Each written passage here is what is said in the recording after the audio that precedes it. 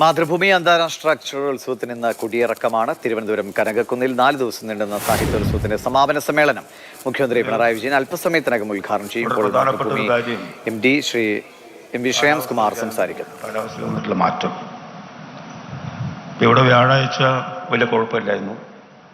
വെള്ളി, ശനി, ഞായറാകുമ്പോഴേക്കും ചൂട് ക്രമാതീതമായി വർദ്ധിച്ചു. പുറത്തിറങ്ങാൻ പറ്റാത്ത രീതിയിൽ ചൂട് വർദ്ധിക്കുകയാണ്. ഫെബ്രുവരി മാസമാണ്.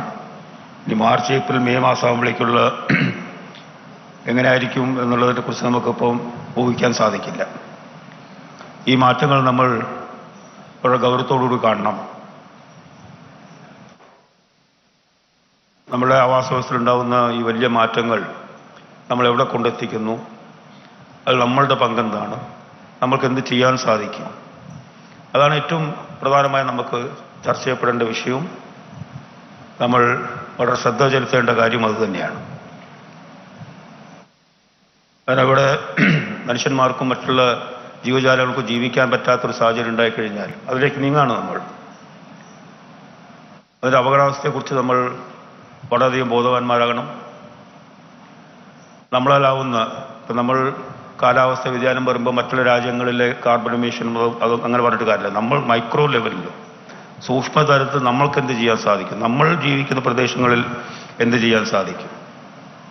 അതുപോലെ തന്നെയാണ് മാലിന്യ സംസ്കരണ കാര്യത്തിൽ കേരളം കുറേ കാര്യങ്ങൾ ചെയ്യുന്നുണ്ട്. പക്ഷേ അത് ജനങ്ങളുടെ സഹകരണം ഇല്ലാതെ ഒരു ഗവൺമെൻറ്റിനോ കോർപ്പറേഷനോ മുനിസിപ്പാലിറ്റിക്കോ പഞ്ചായത്തിനോ ചെയ്യാൻ സാധിക്കില്ല.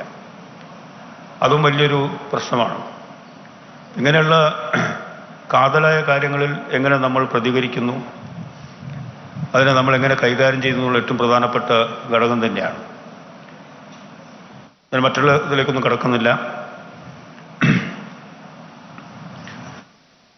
ഏതായാലും ഇവിടെ മുഖ്യമന്ത്രി വരുമ്പോൾ പറയുന്ന ആകെ ഒരു കുറവുണ്ടായിരുന്നു, ഉദ്ഘാടനം ചെയ്യാൻ മുഖ്യമന്ത്രി ഉണ്ടായിരുന്നില്ല എന്നുള്ളത്.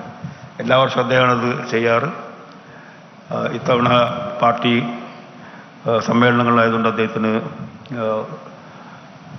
വരാൻ സാധിച്ചില്ല. ഏതായാലും സമാപന സമ്മേളനത്തിൽ അദ്ദേഹത്തിൻ്റെ വിഷയത്തിൽ വലിയ സന്തോഷമുണ്ട്. കൂടുതലായിട്ട് ഒന്നും പറയുന്നില്ല. ഇത് വിജയിപ്പിച്ചു തന്ന എല്ലാവർക്കും നന്ദി, നമസ്കാരം.